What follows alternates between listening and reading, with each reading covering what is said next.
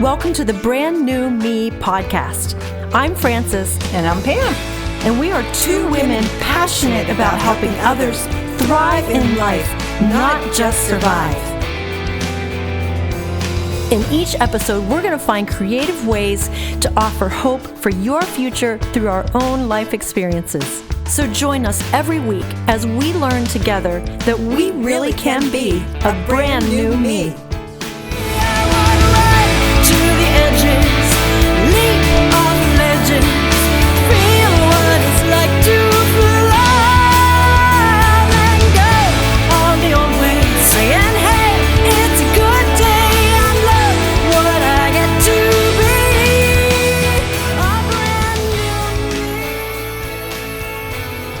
Welcome to episode number 3 of the Brand New Me podcast. I'm Frances. And I'm Pam, and it's wonderful being here. Ooh, how you doing? I am good. It's been kind of a rough week, even though this is the beginning of the week. But maybe over the weekend. But I made it through. God's always faithful, so that's good. You want to tell us about it, or do you want to wait? I'll wait. Maybe we'll talk about that at a later date. Okay.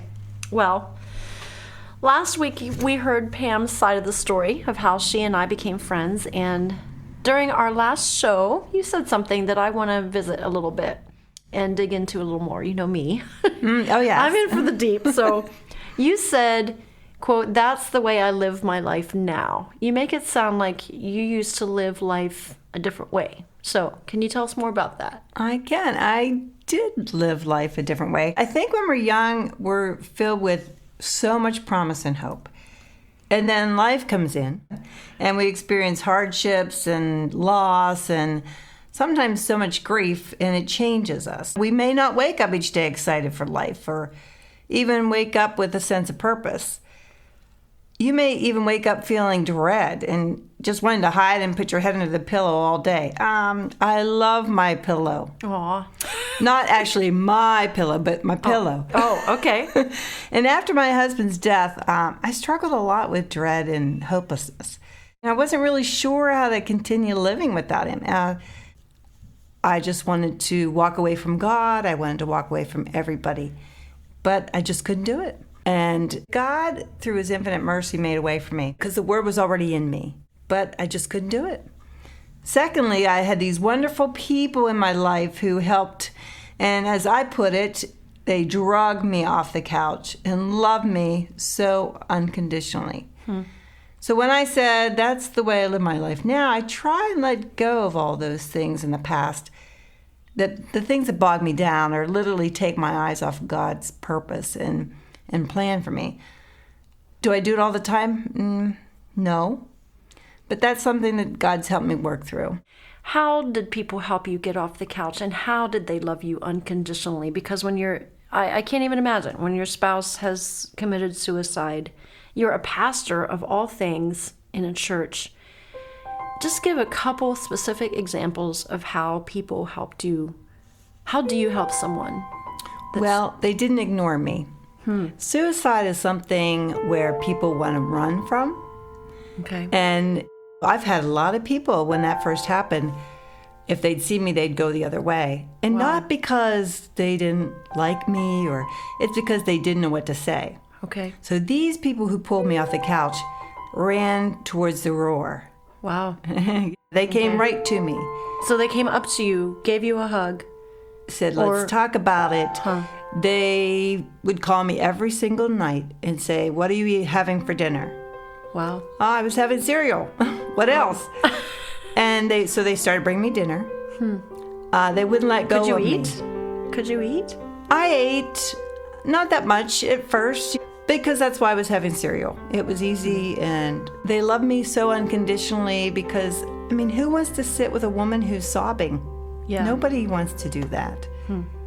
And so that's when I'm talking about drug me off the couch, they made me get up and do things. Like the party we talked about. You're going to the party. So someone made you go to that party where we played ping pong? Exactly. Wow. Do I know this person? I don't know. Okay, it doesn't matter, I guess.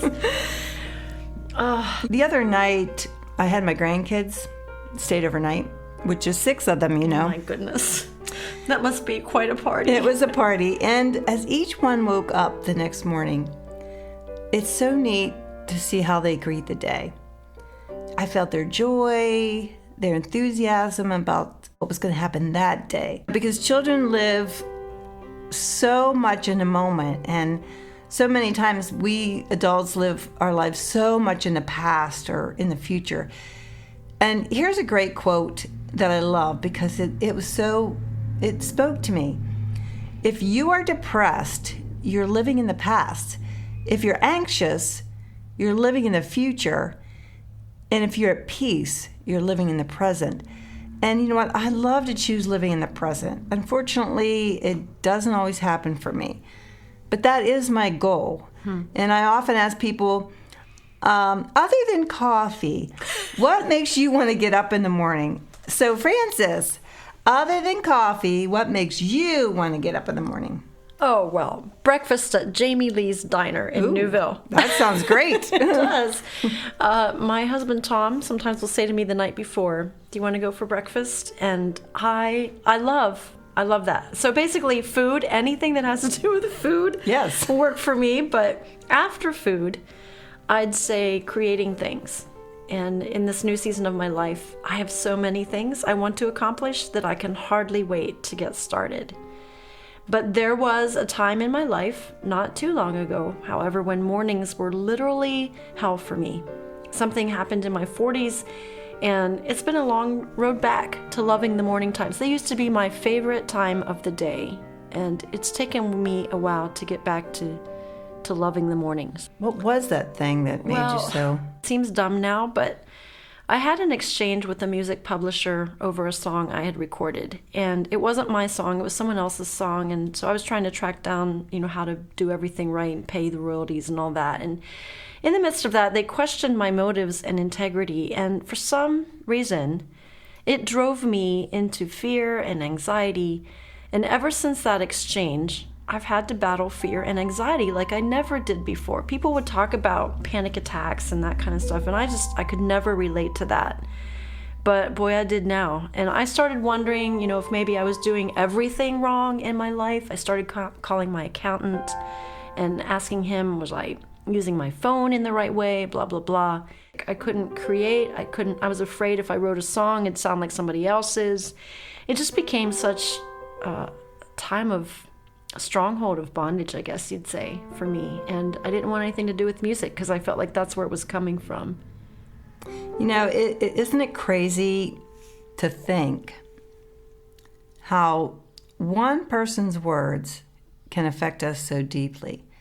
It just goes to prove that how things that we say to people can have a significant impact on their lives, either in a positive way or a negative way. Right. I know when I struggle with anxiety or fear, it always sneaks up when you're trying to get a good night's sleep and rest. Yeah. How about you? Why is that? For me, it was always the worst between 2 and 5 in the morning for some reason. It became like a cloud of oppression. That's really what it was, and darkness over me that I just couldn't seem to shake. And I finally ended up in a counselor's office when my husband and a friend suggested I go, and they kept saying, you've got to go, you need to go see someone. It proved to be life-changing for me, but it took a while. And honestly, I still have mornings when I just want to pull the covers back over my head and stay in bed. We've come really far in Christianity where we do accept the fact that you can go for counseling without feeling reproach. Or if somebody needs medication, that they're not being scrutinized about that.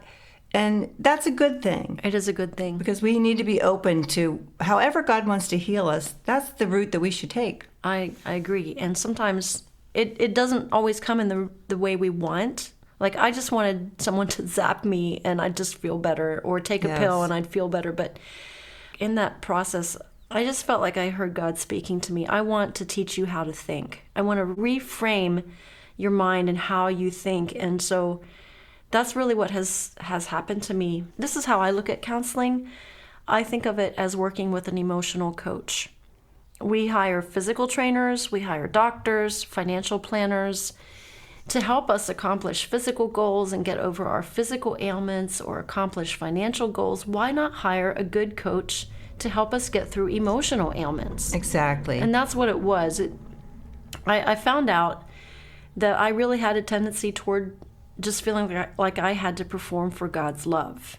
Somehow somebody calling attention to or accusing me of not having integrity or not being perfect, just, it opened up this can of worms that I guess needed opened up. I don't know.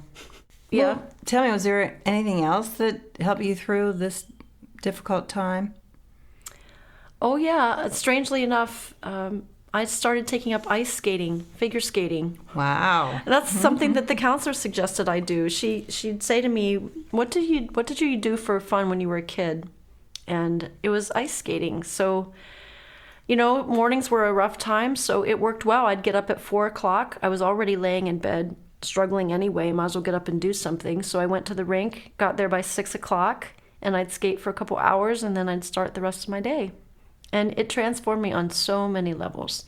And over time, it was a slow process, but over time, the oppression became less and less in the mornings because I had something to look forward to in the mornings instead of such a battle.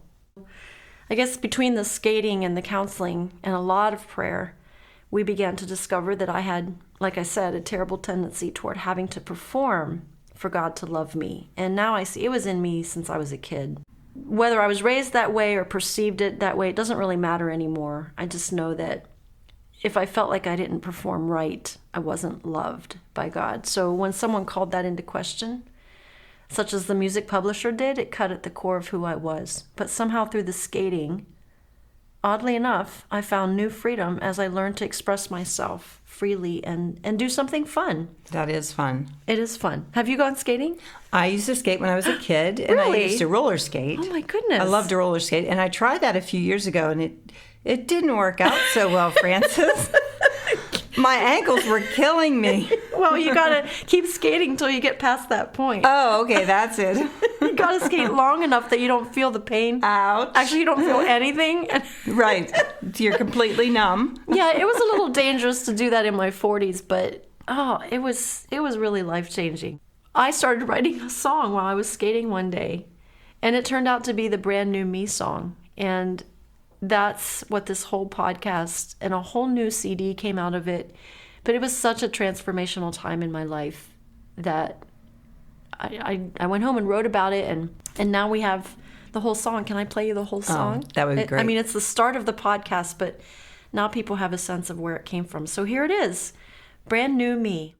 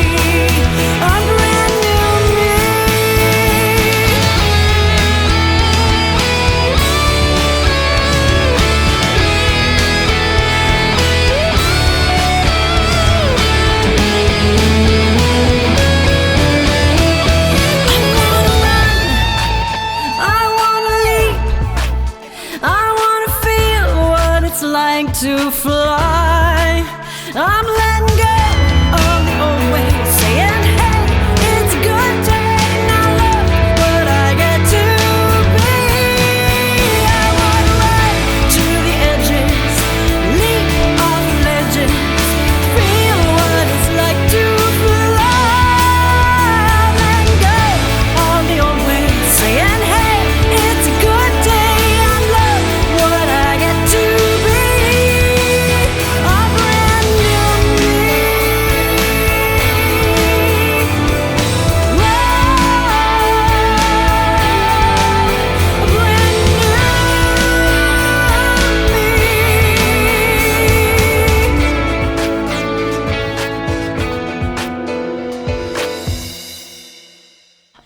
I listen to that, I feel what I was feeling on the ice, and I feel that desire to live. The whole idea that I don't have to do things the way I used to do them anymore. I know, isn't that fantastic? I can make choices. Every day I can make choices to be someone different, to not do what I always did.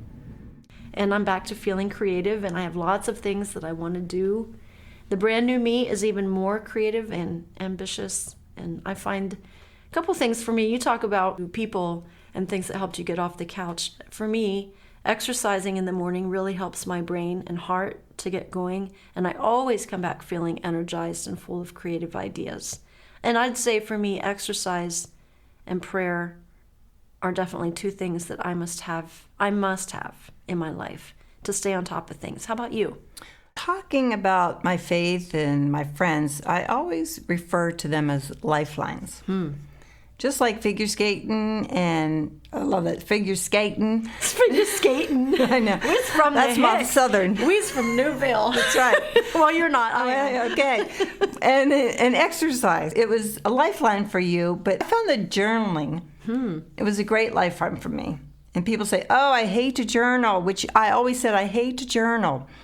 But when you journal your thoughts, you can later look back and see how messed up you were. Oh, great. It's just what I need. So had I not journaled, I wouldn't have seen the true redemption of my past. True. All the things that God did. Because when I read back, I think, wow, I can't believe I felt that way. So to see how far along we've come and our healing from the past is really incredible. And journaling also helped when I was writing my book, Lemons and Lace. It helped me get in touch with the way I felt at that time and remember how God's grace had truly been evident in my life. And I'm not sure I would have recollected events and feelings because for the most part, I was trying to forget all of that at the time. I can imagine. Yeah, and I think the other lifeline would probably be choosing life and not death. Scripture clearly gives us that option. In Deuteronomy, it says, today I'm giving you a choice. He's giving us a choice, Frances, between life and death, and between God's blessing and God's curse. And I call heaven and earth to witness the choice you make. Choose life. Later on, I'll share how I came to choose life. You mean there was a time you could have thought of committing suicide? People ask me that because my husband committed suicide. Well, did you ever feel like committing suicide? And that's the first thing they ask you when you go into... Really? Yes, they came and took me after his death to a doctor or a psychologist or something. And I said, you know what? I would never do that. Never felt that way because I wouldn't do it for my children's sake. I wouldn't hurt my children. Wow. And it is part of the healing and part of what I've gone through. But I did choose life, and we will talk about that. Okay. Where can people get your book? Well, you can go to my website. It's lemonsandlacebook.com, or if you want to look it up on Amazon, it's under Lemons and Lace Book, or under my name, Pam Fleming. Okay. And are you related to Peggy Fleming, the no, figure but don't skater? you wish I was? She was. Something else I wanted to ask you. I was hoping you could give me lessons. I'm not related, and no, you would not want lessons from me, Frances. All right, so let's have some fun. We would love to hear from people. So how about the first person who emails us at our podcast email address wins a copy of your book? I love that idea. And I'll tell you what, I'll throw in a CD, a Brand New Me CD. So we'd love to hear your thoughts and questions, your stories. So email us at brandnewmepodcast@gmail.com.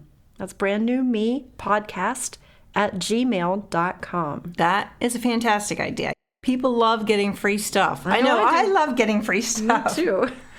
So, hey, why don't you give a tip for this life this week? I gave one last week. If there's anything I'm learning from living, it's that we must take time to play. My husband and I ride motorcycles. That's another thing. I would say that's something we do to play, and going for ice cream. What do you love to do for play? What do I love to do for play? I think my best play time, if you will, is shopping. No way. Shopping. That's an expensive play. I know. Well, I'll tell you what about motorcycling. I tried to ride a motor scooter one time. to see the bridges of Lancaster County. I thought, this is going to be fantastic. And really, Frances, this was my second date with a man that I married, who I now call my husband. You mean Dave? Dave, your yes. current husband. Yes. Okay. And it's amazing that he married me, because I got on the scooter, and literally within 5 minutes of being on the scooter, I went down like Artie Johnson. You may remember Artie Johnson from Laugh-In, and I could not let go of the throttle. So I was laying there sideways and screaming, and I had a few bruises and scrapes, while Dave, my lovely husband-to-be, was in this conversation with the gentleman who's supposed to be teaching me how to ride my scooter. So I could not, it was frightening. So I stick to shopping now, because for me it's a lot safer. The only danger there is probably spending too much money. Well, so Dave wasn't deterred by the fact that you couldn't ride a scooter? No, he was fine with it. Whose idea was that? It was my idea, Fran. Really? Oh, my goodness. I bought this on a Groupon, and this is before I even met him. And I kept trying to find people to go on this scooter ride with me, and I couldn't find anybody. So I thought, okay, here's a new man in my life. This would be a fun thing to do. I didn't know I was going to make a fool out of myself, but he married me anyway. It's okay. You are an adventurous soul. Yes. That wraps up this week's episode. We will see you next week. Have a great week. Remember, get off the couch, let go of the past, and go play. See you next week.